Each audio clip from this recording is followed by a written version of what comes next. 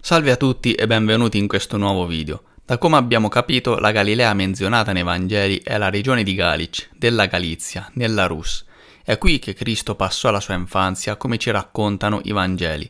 Sebbene oggi questa regione non riveste più un ruolo decisivo, nel XII secolo era uno dei luoghi più importanti, considerato il centro della saggezza. A Galić si parlava una propria lingua antica ancora utilizzata fino al XX secolo, e cioè l'ateniese, molto simile al russo. Era strutturata allo stesso modo, con le stesse regole, congiunzioni, preposizioni ed esinenze, ma le radici in essa contenute erano diverse.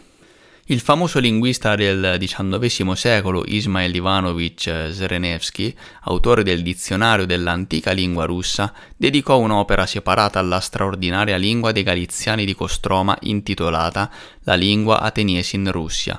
Si parla di questa lingua anche nell'opera di Vinogradov, Alemannica Livoniani, della provincia di Kostroma.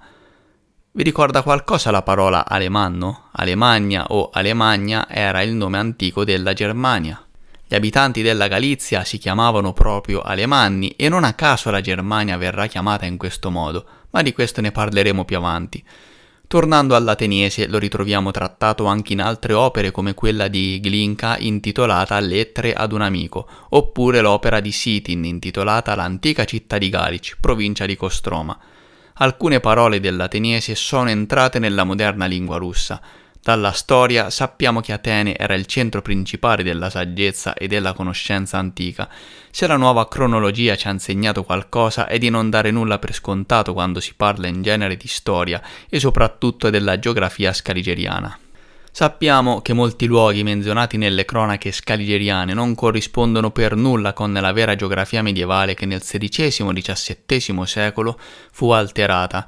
La stessa Atene non è quella che pensiamo, situata nella Grecia attuale, non c'è alcuna relazione tra le due. L'Atene menzionata nelle cronache è proprio quella della regione di Galivon in Russia, nella Galilea evangelica, Galić-Kostroma. Proprio Kostroma o Koster nella lingua ateniese significa città. Come vedete il nome Kostroma è arrivato fino ad oggi, è usato correntemente nella lingua russa, ma ha origine dall'ateniese e significa semplicemente città, così come Roma antica dagli autori veniva chiamata semplicemente città nelle cronache. La città di Galić era chiamata Galivon in ateniese dalla radice ateniese gal, che significa affollato. Come detto prima, gli abitanti erano chiamati Alemanni Galivoniani ed il lago Galić era chiamato Lago Nero. Vinogradov sulla lingua ateniese riporta che negli anni 30 dell'Ottocento erano conservate informazioni dettagliate e consegnate alla Società di Storia e Antichità Russe dell'Università di Mosca, ma a quanto pare queste informazioni non furono mai pubblicate. Andiamo a vedere cosa ci racconta Ismail Ivanovich Zhrenevsky su come conobbe la lingua ateniese, che sembra si faccia di tutto per occultarla in Russia. Diversi anni fa ero un giorno seduto nel mio ufficio davanti alla finestra aperta e intanto i compagni russi stavano imbiancando l'esterno della casa. La loro lingua parlata mi è sembrata incomprensibile e strana, come se ci fosse un flusso di parole russo, però nessuna parola aveva senso. Ho chiesto ai ragazzi: che lingua parlate? La risposta è stata ateniese. La lingua ateniese attualmente non attira quasi nessuna attenzione, eppure merita davvero di essere conosciuta e merita davvero attenzione e riflessione. Innanzitutto mi sono rivolto a verificare se fosse stato detto qualcosa al riguardo. In effetti si è scoperto di no. Più tardi ho visto che prestavano attenzione ad esso, ma non come una lingua ateniese speciale, ma lo mescolavano con lo squillante dialetto di Suzdal. Quindi, nel dizionario comparativo, compilato e pubblicato per volere di Caterina la Grande, possiamo trovare alcune parole della lingua ateniese al numero 12 e nella prefazione dell'editore se ne parla come dialetto di Suzdal. Ecco cosa si dice. Quanto al dialetto di Suzdal, è mescolato in parte da parole arbitrarie, in parte dal greco. Questa opinione su di esso come dialetto di Suzdal è stata ripetuta da Vater e le parole di Vater sono state ripetute da Balbi nell'Atlante etnografico, eccetera. Comunque sia, un giorno ero di nuovo seduto in ufficio davanti alla finestra aperta e ho visto un venditore ambulante che camminava con una scatola sulla spalla. Sono andato da lui ed ho parlato con lui. Di che provincia sei, fratello? Da Volodymyrskaja, maestro. Conosci l'ateniese? Come non saperlo? Mi insegnerai l'ateniese? Qualcosa, sarebbe un piacere. Ho cominciato a scrivere delle parole, sono riuscito a compilare un dizionario decente di parole ateniesi, sono anche riuscito a scoprire che sebbene la maggior parte delle parole dell'ateniese, le lingue sono comuni a tutti, però ci sono anche delle differenze a seconda della località. Qui segue con vari esempi, ma ho deciso di ometterli poiché la traduzione non era il massimo. Comunque, ciò che viene fuori è che questi specialisti che trattarono della lingua ateniese la conobbero soltanto per caso, in nessuna fonte scritta ufficiale se ne è mai parlato. Ma torniamo ora alla famosa Atene menzionata nelle cronache.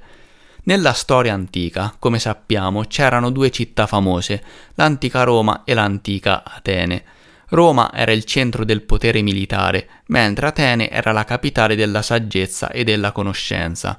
Sebbene le due città fossero strettamente imparentate tra loro, parlavano lingue diverse. Avevano divinità comuni, ma li chiamavano diversamente: Giove presso i Romani e Zeus presso i Greci ateniesi, Venere a Roma e Afrodite ad Atene, Marte presso i Romani e Ares presso gli Ateniesi e così via. A differenza di Roma, però, Atene perse la sua importanza nel Medioevo. Le scuole ad Atene furono chiuse nel 529 dall'imperatore bizantino Giustiniano I. In chiave nuova cronologia, Giustiniano I visse nel XVI secolo d.C., l'epoca di Solimano il Magnifico. Successivamente Atene subisce la desolazione e alla fine la città si trasforma in un lontano entroterra. Atene perse la sua grandezza e si trasformò in una città di provincia. Dobbiamo aspettare il XIX secolo per vedere Atene emergere nuovamente dall'oblio, ma ridimensionata, come una piccola città di sole 5.000 persone.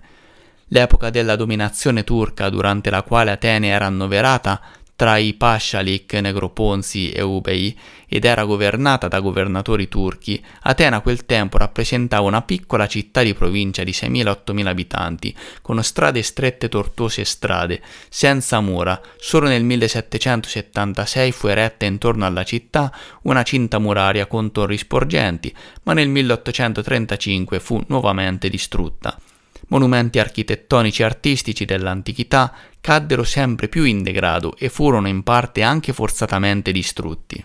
Fortunatamente, anche prima dell'inizio di quest'era di distruzione, l'interesse per l'antichità ateniesi, comparse di nuovo nell'Europa occidentale, meriti speciali in questa materia vanno agli architetti inglesi Stuart e Revett, che nel 1751-54 presero i disegni di tutti i monumenti antichi di Atene allora esistenti e li pubblicarono nella loro opera Antiquities of Athens.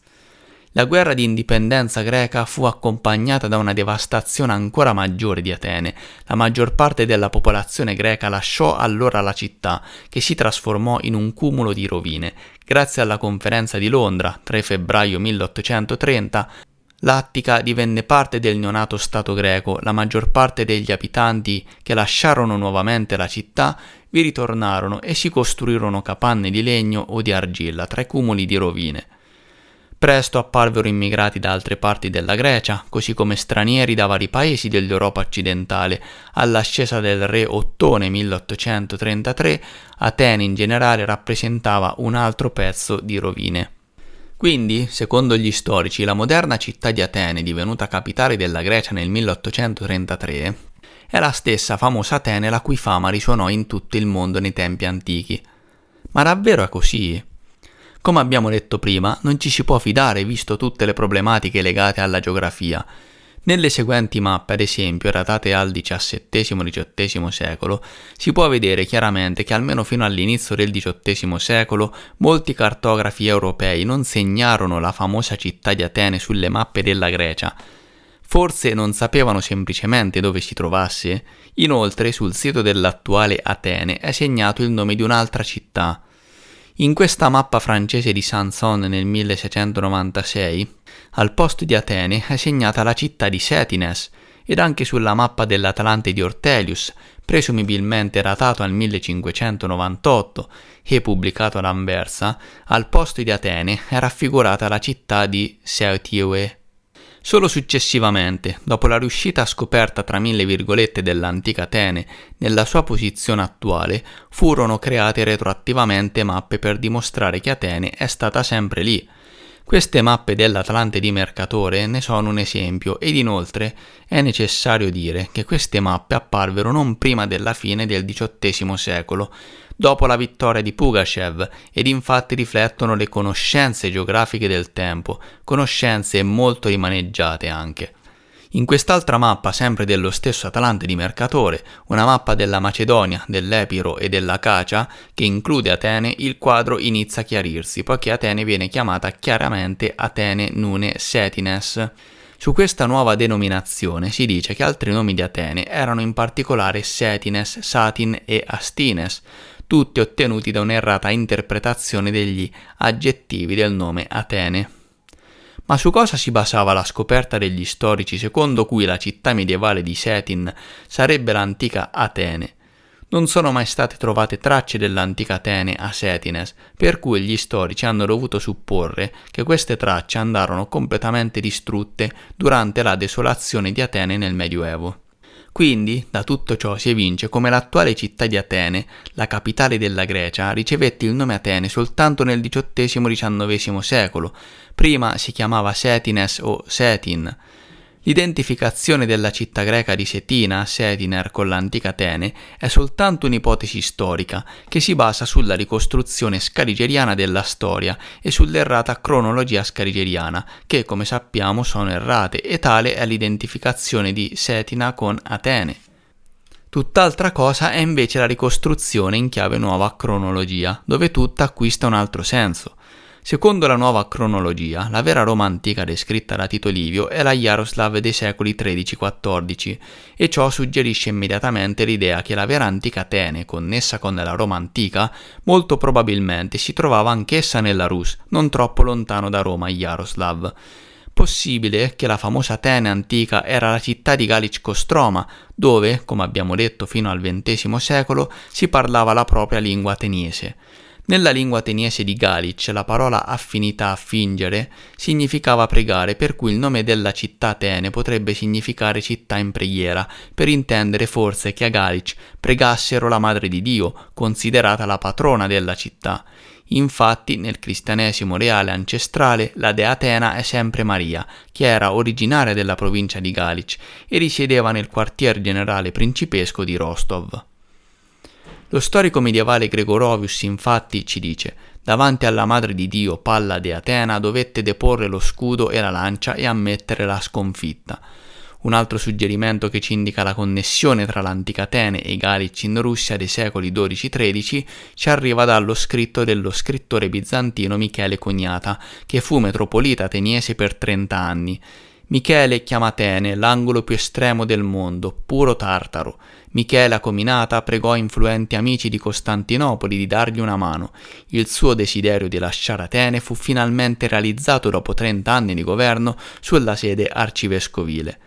Da qui apprendiamo quindi che Michele Coniata, giunto ad Atene da Costantinopoli, non poteva chiamare l'angolo più estremo del mondo, puro Tartaro, una città dell'odierna Grecia sul mar Mediterraneo, situata inoltre così lontano dalla stessa Costantinopoli.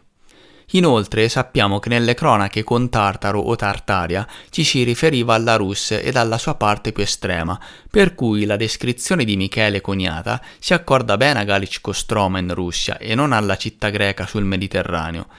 Nel suo Speculum Rerum, la genealogia di tutti i re e imperatori, Goffredo di Viterbeschi sostenne che romani e tedeschi sono soltanto rami dei troiani e questi ultimi discendono da Giove, re degli Ateniesi. Giove nacque ad Atene come figlio reale, da lui i filosofi presero a prestito gli insegnamenti e da lui le origini del trivium, nome generale delle discipline umanistiche nel Medioevo, grammatica, logica, retorica, eccetera, e del quadrium, nome generale delle scienze esatte nel Medioevo, aritmetica, geometria, astronomia e armonica, cioè la musica. La città di Atene fu da lui costruita e dedicata a Minerva, cioè è per così dire una roccaforte della saggezza. Niobe, prima moglie di Giove, regnò ad Atene e diede loro il più antico codice di leggi. Giunone, la seconda moglie di Giove, era la madre di Danao, da cui discesero i Danai o i Greci, e poi la legge ateniese scritta fu trasferita a Roma. Questa storia, dal punto di vista della nuova cronologia, è chiara e affascinante. Si vede in essa una chiara concordanza con la ricostruzione in chiave nuova cronologia. Giove è la composizione di due figure, Cristo e suo padre, cioè Giuseppe, quindi Andronico e Isacco, conosciuto anche come San Giorgio il Vittorioso, l'egiziano Horus, Marte, il dio della guerra, in parte Ercole che sposò la Sirena, la regina serpente, e Jaroslav il saggio, e eccetera. Goffredo di Viterbeschi nota giustamente che Giove Cristo è nato ad Atene. Infatti, come già sappiamo, Andronico Cristo nacque in Crimea, che a quel tempo faceva parte della Rus con capitale ad Atene, Galic Kostroma. Questa era la terra ateniese. È giusto inoltre da parte di Goffredo asserire che tutte le scienze medievali studiate nelle università medievali cristiane apostoliche hanno avuto origine da Cristo e dagli apostoli. Per quanto riguarda le scienze naturali, infatti, lo stesso Cristo Andronico si riflesse come l'antico Euclide, autore dei Principi, dove espone i fondamentali della geometria e in generale l'approccio assiomatico alla matematica. Veniamo a sapere anche che Giunone era la seconda moglie di Giove e madre di Danao, da cui discesero i Danai o i Greci.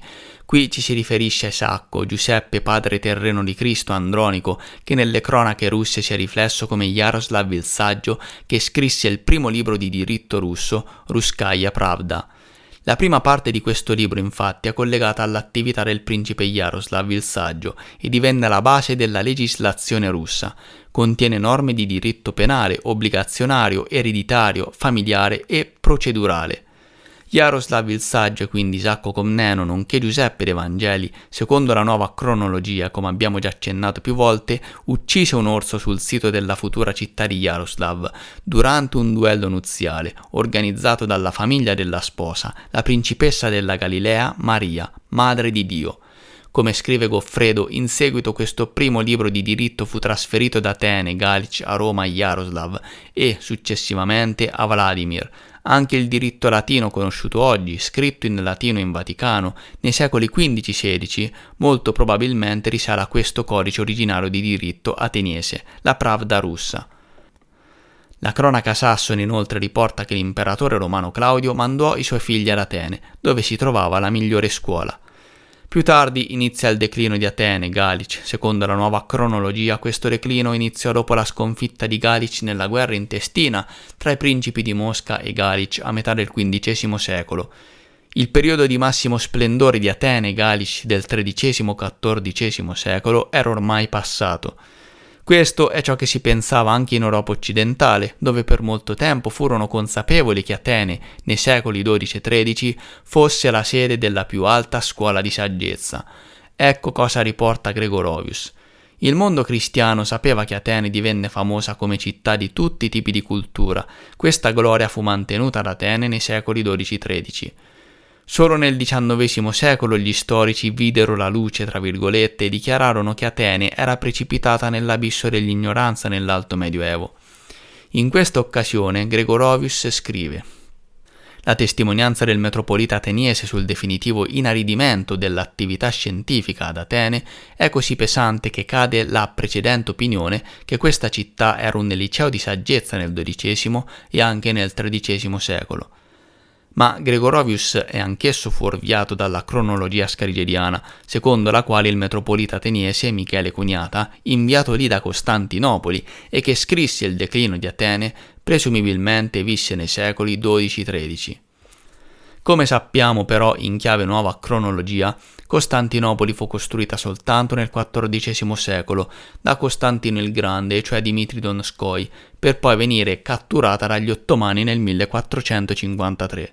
Di conseguenza, vescovi e metropoliti potevano essere nominati da Costantinopoli solo dalla fine del XIV secolo alla metà del XV secolo. Ciò significa che solo durante questo periodo di tempo Michele Coniata poté scrivere le sue opere su Atene. Michele Coniata, con il dolore nel cuore, scrisse: «Città di Atena, madre della saggezza, in quale ignoranza sei caduta quando recentemente ti ho pronunciato un discorso di apertura? Mi sono sembrato un estraneo trasmettendo qualcosa di incomprensibile in lingua persica o scita. A quanto pare Coniata trasmette le sue impressioni su come ha letto il suo discorso introduttivo da un pezzo di carta nella lingua ateniese a Galić, a lui sconosciuta senza capirci nulla. Un collegamento interessante lo si ritrova inoltre nel nome moderno della Finlandia, che in chiave nuova cronologia fu portato lì dai primi coloni slavi e, probabilmente, deriva anch'esso dal nome Galić, Atene. È noto infatti che finlandesi non è il nome proprio del popolo della Finlandia. Allo stesso tempo questo nome è conosciuto fin dall'antichità, dove i Finni sono menzionati da Tacito e nella geografia di Tolomeo. Mauro Orbini, ad esempio, credeva che i finlandesi medievali fossero slavi e intitolò persino uno dei capitoli del suo libro a proposito dei finlandesi o degli slavi fenne. Orbini scrive: gli slavi finlandesi, gli ultimi popoli del nord, occupavano un unico paese al mondo, appena abitabile, cioè in cui è difficile vivere a causa del freddo. Su alcune colline curve piegate dai tronchi, cioè dagli sci, correvano attraverso le montagne ricoperte di neve. Questi furono attaccati da Arngrim Svek, che in seguito fu genero di Froton, re della Danimarca, governati dal loro re Tengil. Resistettero coraggiosamente il nemico, ma essendo stati molto sconfitti e dispersi si arresero e si impegnarono un po' meno, come tributari del regno di Danimarca. Quindi, secondo Orbini, la Finlandia era originariamente abitata dagli slavi, da cui prese il nome, e successivamente fu conquistata dai danesi. In ultima analisi c'è da dire anche questo. Secondo la ricostruzione in chiave nuova cronologia, oggi sulla Terra esistono molti nomi di origine galiziana: Galizia ucraina, Galizia in Spagna, fiume Galis in Asia Minore, Baia Galic, e cioè il Corno d'Oro a Istanbul, Turchia e così via. Questi nomi apparvero durante la conquista slava del XIV secolo, dove i conquistatori emersi dalla Rus galiziana e quindi dalla regione del Volga diffusero la toponomastica presente sul luogo e ai loro familiari, attribuendola alle zone conquistate di tutto il mondo. Tra questi nomi, a quanto pare, rientra anche quello dell'attuale Germania, e cioè Alemagna, come abbiamo già menzionato. Questo era il nome ateniese con cui venivano chiamati gli antichi abitanti di Galić Kostroma, e cioè Alemanni. Nella lingua ateniese di Galić, l'antica unità monetaria russa, grivna, era chiamata marca, allo stesso modo in cui oggi viene chiamata la moneta in tedesco. Inoltre, il termine tedesco Haus, casa, è una lettura inversa della parola ateniese Zak, che significa casa. Il nome stesso dei tedeschi è Deutsch e molto probabilmente è tratto da una lettura inversa del nome del popolo Chud, ben noto nell'antica storia russa. Tutto ciò suggerisce che gli antenati dei tedeschi di oggi probabilmente provenivano dalla Rus galiziana del Volga, conosciuta anche come Alemania. Da lì emersero e si diffusero in tutta l'Europa occidentale durante la grande conquista del XIV secolo. Bene amici, il quadro inizia a delinearsi ancora di più. L'antica Atene delle cronache era la città di Galić in Russia, nella regione del Volga, dove fino al XX secolo si parlava la propria lingua ateniese. Questa città era la culla della saggezza e della conoscenza e si contrapponeva alla potenza militare del tempo, l'antica Roma, e cioè la città di Jaroslav del XIII-XIV secolo, da dove partì la conquista slava del mondo. Vedete come tutto continuerà a chiarirsi maggiormente man mano che aggiungeremo altri tasselli. Per ora vi ringrazio, lasciate un mi piace per supportare il canale gratuitamente, commentate e iscrivetevi se non l'avete ancora fatto azionando la campanella per non perdervi i futuri video e rimanere sempre aggiornati. Grazie ancora e a presto.